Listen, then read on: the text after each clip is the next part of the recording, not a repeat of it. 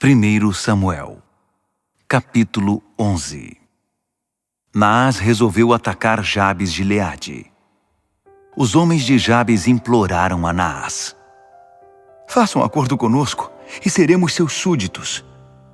Naás respondeu: "Faço o acordo com a seguinte condição: se eu furar o olho direito de todos vocês, todo homem e toda mulher de Israel terá de passar por essa humilhação." Os líderes de Jabes disseram: "Dê-nos um prazo de 7 dias para que consultemos o povo de Israel. Se ninguém vier nos livrar dentro desse prazo, aceitaremos o acordo." Os mensageiros chegaram ao lugar em que Saul residia, em Gibeá, e contaram à população o que estava acontecendo. O povo chorava desesperado quando Saul chegou. Ele voltava do campo com seus bois. Saul perguntou: "O que aconteceu? Por que estão chorando?" Eles repetiram as palavras do povo de Jabes. Assim que Saul ouviu a mensagem, o Espírito de Deus veio sobre ele. Indignado, Saul cortou em pedaços sua junta de bois ali mesmo. Em seguida enviou mensageiros a todo Israel, cada um com uma parte dos bois, com a seguinte mensagem: "Isto é o que acontecerá com o boi de quem se recusar a acompanhar Saul e Samuel." O temor do Eterno tomou conta do povo, e todos se uniram a Saul. Ele assumiu o comando do povo em Bezeque, 300.000 homens de Israel e mais 30.000 de Judá. Saul deu ordem aos mensageiros: "Digam ao povo de Jabes de Gileade: vocês receberão ajuda. Aguardem até o meio-dia de amanhã." Os mensageiros saíram correndo para entregar a mensagem. O povo de Jabes ficou muito contente e mandou dizer a Naás: "Amanhã nos entregaremos, e você poderá fazer conosco o que desejar." No dia seguinte, ainda de madrugada, Saul dividiu o seu exército em 3 grupos. Ao clarear do dia, eles atacaram o acampamento inimigo e massacraram os amonitas até o meio-dia. Os sobreviventes fugiram, espalhando-se por toda parte. Depois da batalha, o povo perguntou a Samuel: "Onde estão aqueles que disseram que Saul não poderia nos governar? Entregue-os e os mataremos." Mas Saul disse: "Ninguém será executado hoje, porque o Eterno libertou Israel neste dia. Vamos a Gilgal e lá consagraremos o reinado outra vez." E todos foram a Gilgal. Diante do Eterno coroaram Saul rei em Gilgal. Ali adoraram e apresentaram sacrifícios de ofertas de paz. Saul e todo o povo festejaram. 1 Samuel, capítulo 12. Samuel dirigiu-se a todo o povo de Israel, dizendo: "Atendi a tudo o que me pediram. Ouvi atentamente tudo o que me disseram e concedi um rei a vocês. Agora vejam vocês mesmos. O seu rei está liderando vocês. Mas prestem atenção. Estou velho e de cabelos brancos, e meus descendentes estão no meio de vocês. Fui um líder fiel desde a juventude até hoje. Olhem para mim. Vocês têm alguma queixa para apresentar perante o Eterno e seu ungido? Alguma vez tirei vantagem de alguém ou explorei vocês? Alguma vez recebi dinheiro para burlar a lei? Apresentem sua queixa, e eu os compensarei por tudo." Eles responderam: "De forma alguma, você nunca fez nada disso. Você nunca se aproveitou de ninguém e nunca tomou dinheiro de nós." Samuel disse: "Então está resolvido. O Eterno é testemunha, e o seu ungido também, de que vocês não têm nada contra mim, nenhuma falta e nenhuma queixa." O povo respondeu: "Ele é testemunha."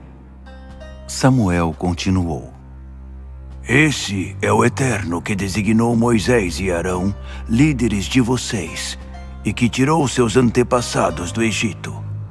Agora permaneçam aqui, para que eu apresente a causa de vocês diante do Eterno, à luz de todos os atos de justiça realizados diante de vocês e dos seus antepassados.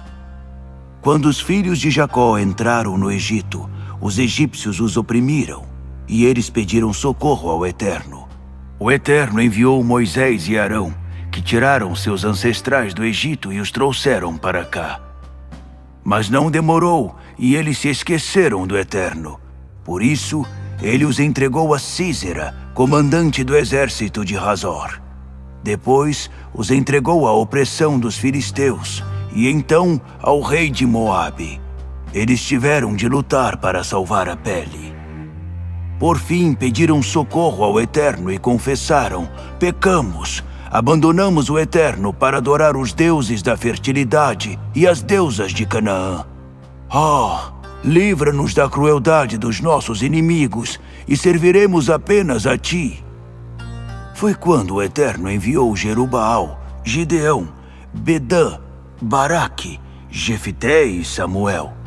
Ele os livrou da opressão dos inimigos ao redor, e vocês puderam viver em paz. Mas quando viram Naás, rei dos Amonitas, preparando-se para atacar, vocês me disseram: estamos cansados disso, queremos um rei, embora vocês já tivessem o Eterno como rei. Portanto, aqui está o rei a quem vocês escolheram, aquele que vocês pediram. O Eterno atendeu ao desejo de vocês e concedeu um rei a Israel. Se vocês temerem, servirem e obedecerem ao Eterno, sem se rebelar contra o que ele disser, se vocês e o rei a quem escolheram seguirem o Eterno, vocês viverão bem. O Eterno protegerá vocês. Mas se não obedecerem a ele e se rebelarem contra o que ele disser, a situação de vocês será pior que a dos seus antepassados. Prestem atenção. Vejam o milagre que o Eterno fará diante de vocês. Estamos no verão, como vocês sabem, e o tempo das chuvas acabou. Mas vou orar ao Eterno, e ele vai mandar trovões e chuva como sinal para convencê-los do grande erro que cometeram contra Deus quando pediram um rei.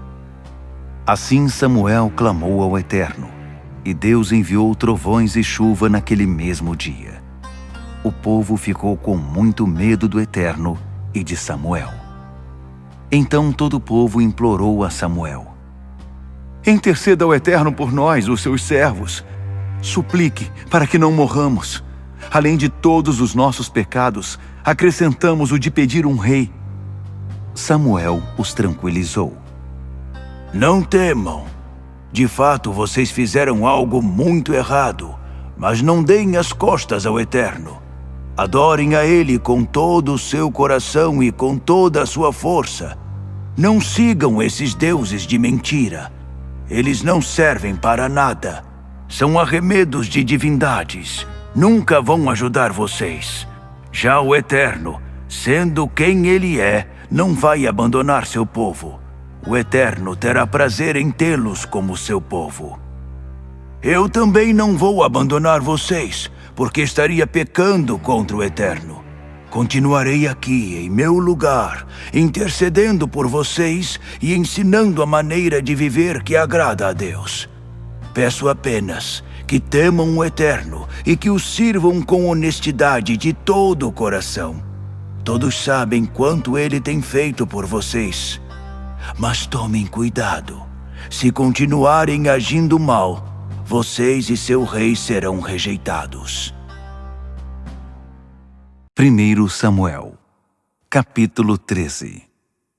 Saul era jovem quando se tornou rei e reinou muitos anos sobre Israel.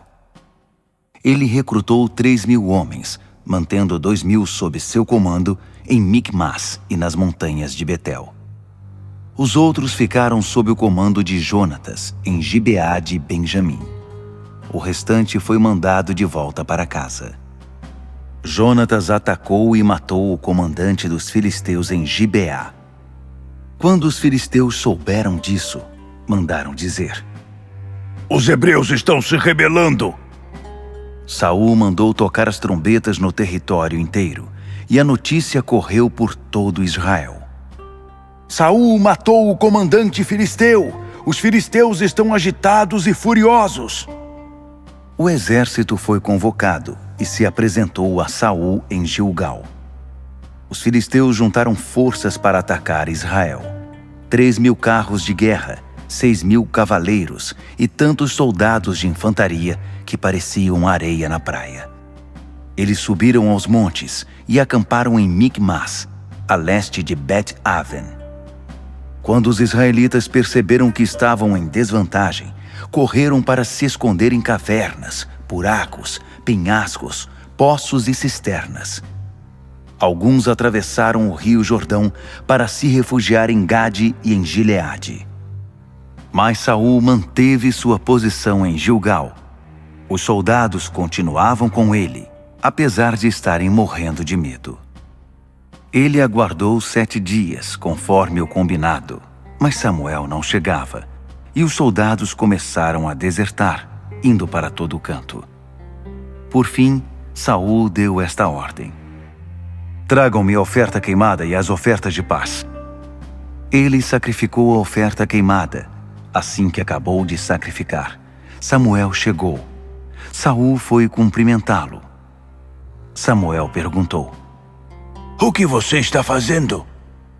Saul respondeu: Quando vi que estava perdendo meu exército e que você não chegava conforme o combinado e que os filisteus estavam reunidos em Micmas, pensei: os filisteus estão prontos para me atacar em Gilgal, mas ainda não busquei a ajuda do Eterno. Por isso tomei a iniciativa e sacrifiquei a oferta queimada. Samuel disse a Saul: Você cometeu um grande erro. Se tivesse obedecido à ordem do Eterno, seu Deus, ele teria confirmado hoje o seu reinado sobre Israel. Mas agora, o seu reinado está desmoronando. O Eterno já está procurando um substituto para você. Desta vez, é ele que fará a escolha. Quando ele o encontrar, vai designá-lo o novo líder do seu povo. Tudo porque você não se ateve ao que foi combinado com o Eterno. Depois disso, Samuel deixou Gilgal e foi para Gibeá de Benjamim. Saul contou os soldados que ficaram com ele. Havia apenas 600 homens. Saul, seu filho Jonatas e os soldados que restaram acamparam em Gibeá de Benjamim. Os filisteus estavam acampados em Micmas. 3 pelotões de ataque partiram do acampamento dos filisteus. O primeiro foi para Ofra, na estrada para a região de Sual. O segundo foi designado para a estrada de Bet-Horon. O terceiro foi para a fronteira do vale de Zeboim, na direção do deserto. Em Israel não havia nenhum ferreiro, pois os filisteus haviam proibido os hebreus de fabricar espadas e lanças. Por isso os israelitas tinham de descer ao território dos filisteus para afiar suas ferramentas: arados, enxadas, machados e foices. Eles cobravam 8 gramas de prata para afiar os arados e as enxadas, e 4 gramas para as demais ferramentas. Assim, quando começou a guerra de Micmas, não havia em Israel nenhuma espada ou lança, exceto a de Saul e a de Jonatas. Estes 2 estavam bem armados. Um pelotão dos filisteus posicionou-se na encosta de Micmas.